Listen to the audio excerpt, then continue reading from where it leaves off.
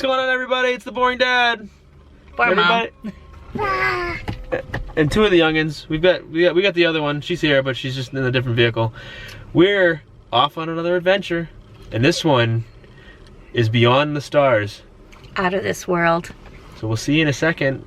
Get excited. Seconds.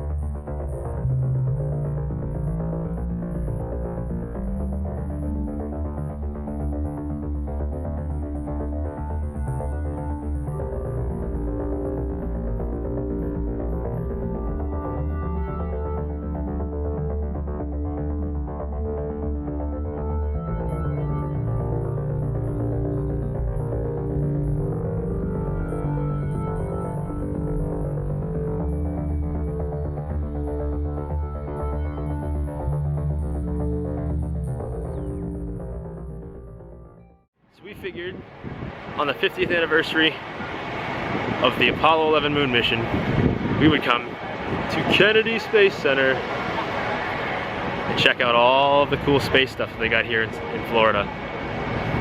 I got my Space Mountain NASA shirt on, my Orlando Apollos hat, and I feel like I fit the bill. So let's walk around, check some stuff out, and see what we can find.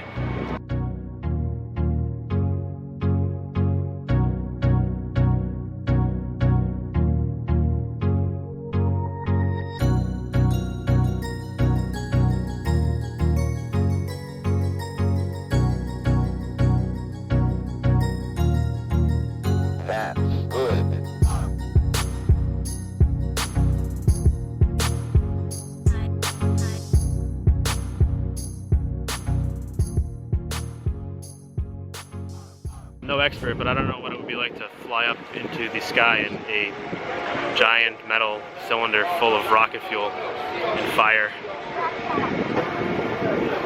But I'm sure it's fun, I guess, if you're an astronaut. Oh look, airplane. Is it a rocket? Or what is that? Is it a plane or rocket? That's an Air Force. Yeah, it's a C-130. Okay. See, look. Say that, Look up. Yeah. It's crazy, huh? Yeah. Right there. Oh man. Can you imagine someone smaller than me, I guess, but not much smaller, getting in a capsule like this? Oh my god, really? Lay down. I know. It's kind of insane, actually.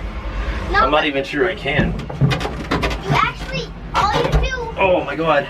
I don't think I'm small enough to be an astronaut. But think about it. You have to sit in a capsule like this, checking your temperatures, doing your switches and stuff. And all you feel is the G-forces as you get launched into space. That's terrifying. Maybe you're too. Wow. Maybe you're too. Too small. tall. That's what it is. Too tall. You're too tall to be. Oh. You're too tall to be an astronaut. Wow, that hurt. That may not have been a smart idea. That hurt. Ow. That's cool though. Probably wants to go in it. I So- love that you like it so much. So we're not doing it, but apparently if you get a space visor here, like a VR helmet, each of these things has an experience. Do you crash if you don't see through? Oh, hey! This time it's the Gemini spacecraft.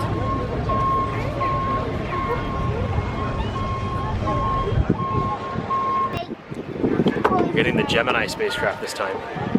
This one fits 2 people. It's weird, look. I don't like it. Can you imagine being stuck in this thing for 14 days without being able to move? At least we had windows. At least you could actually see the sky this time. If I was stuck in this, this would not be well, it wouldn't be fun. Only if I have my stuffed animals, that would be fun. Well, you gotta bring the stuffed animals with you.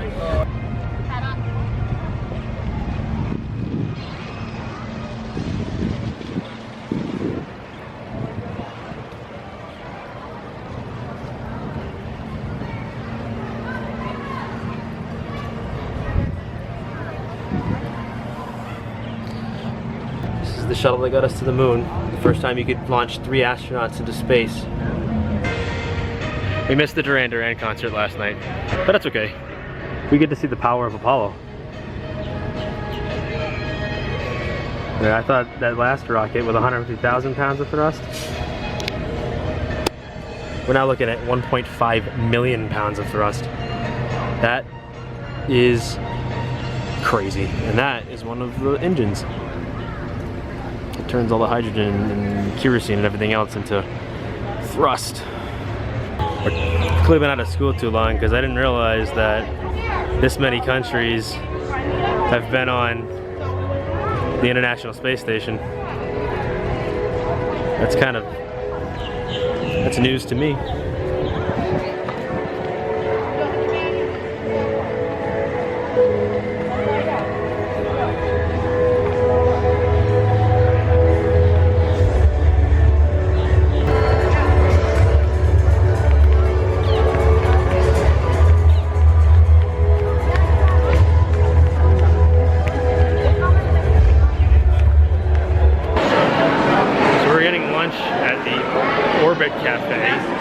It's the only indoor restaurant it looks like within the complex. And it's crazy busy, so maybe bringing your own food would be a good idea. I have to admit, being so used to Disney World, I'm surprised how cheap the food is here. And by cheap, I mean inexpensive. I don't mean like cheaply made or anything like that. It looks like it's relatively inexpensive here, which is actually kind of refreshing. What have you liked so far? That good, huh? I like the rocket. I like when you like sitting in the rocket ship. Yeah, that's about all we've seen so far, so that was a premature question. Uh-oh. We just finished lunch. Nice theme park food. We're not gonna bore each other. We're not gonna bore you guys with how okay it was, but now we're gonna do the main attraction here. We're gonna go on a bus tour. We're gonna see some restricted areas.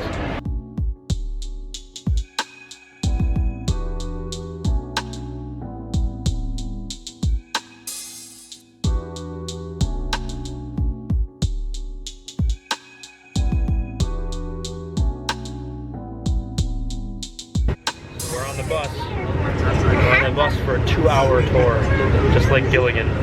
This time we're gonna see some rockets, different things. We're not gonna be stuck on an island like Gilligan was. And you say, you actually get off of the bus, and you also get off of the bus just to look at, so you can look at stuff, and you go back on the bus you were on, and go back.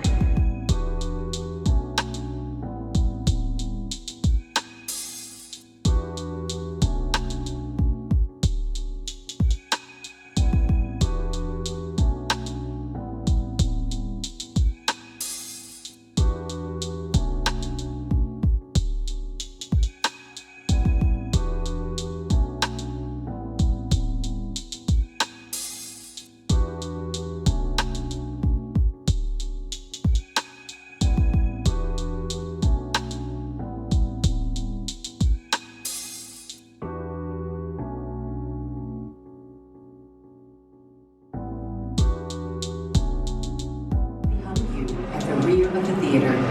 Thank you.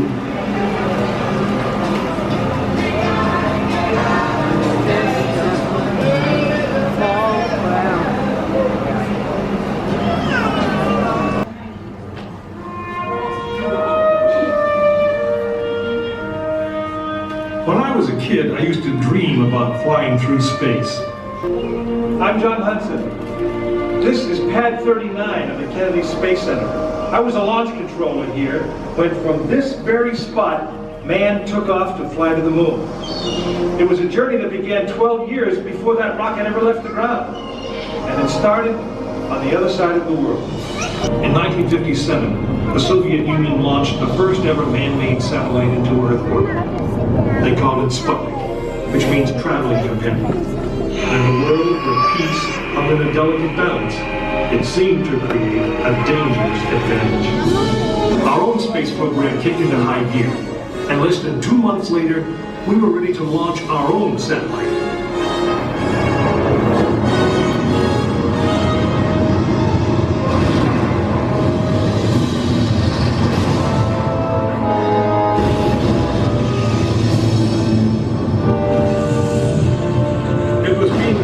the space race, and we were running a distant second. In 1961, we fell even further behind. Soviet cosmonaut Yuri Gagarin became the first man into space. We had our own astronauts, and they were eager and ready to take the big ride. But our manned space program couldn't seem to get off the ground. We stuck with it, and on May 5th, 1961, things finally started going right. Astronaut Alan Shepard took his ship Freedom 7 6.5 miles into space. America had its first space hero. Just a few days later, our space program received a new challenge. But this one did not come from the Soviet Union. It came from our young president. In one inspiring moment, he changed the mission from one based in fear of the present to one of hope for the future. But why, some say, the moon? Why choose this as our goal? And they may well ask, why climb the highest mountain? Why 35 years ago fly the Atlantic? Why does Bryce play Texas? We choose to go to the moon. We choose to go to the moon.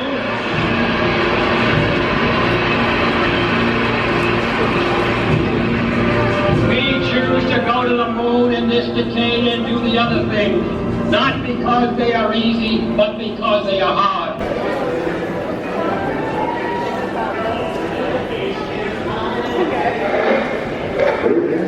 This moment, nothing appears to stand between Apollo 8 and the moon except the sky.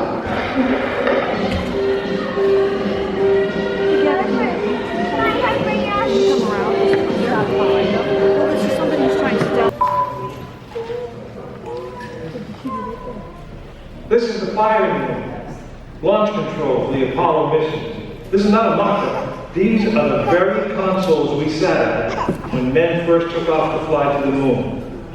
The tragedy of Apollo 1 had put us a year and a half behind. We were making up for it in one big leap, and we were doing it with a rocket that no man had ever flown before. You are now in the final minutes before the launch of Apollo 8, right here where it actually happened. Mankind is about to leave his planet behind and journey to another. It is one of those rare moments when history is not being made, destiny is being embraced.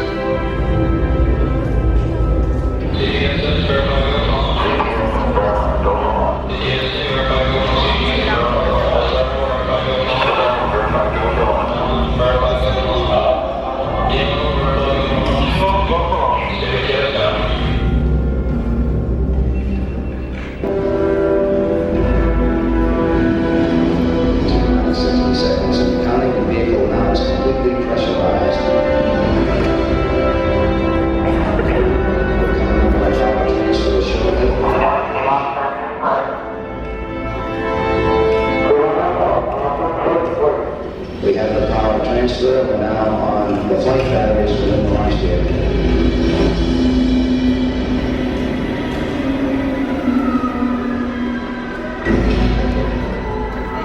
Final reports come from Frank Borman at this time.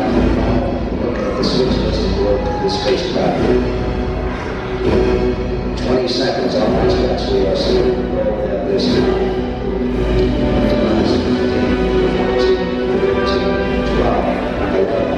10, 9, 8, 7, 6, 5, 4, 3, 2, 1, 0.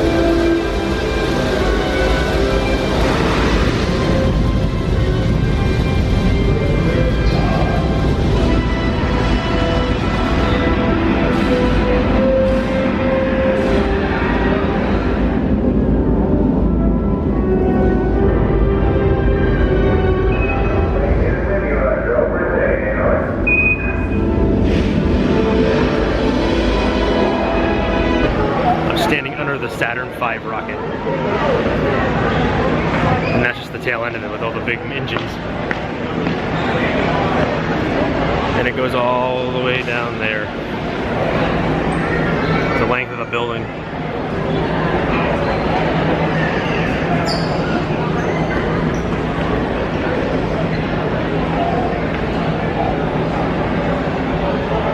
That first part was the first stage. And that's the second stage of the rocket. So after it gets to a certain point, it disengages the first stage. And the rest of the second stage continues further up into the atmosphere. And then finally, that's the final stage. Stage 3, as they break the atmosphere and they get up into basically space itself. It's pretty cool.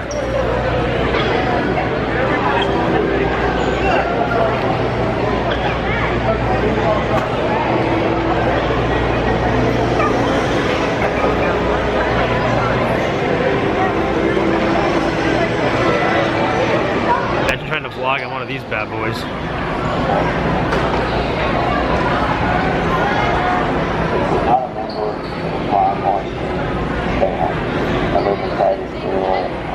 That'd be kind of difficult.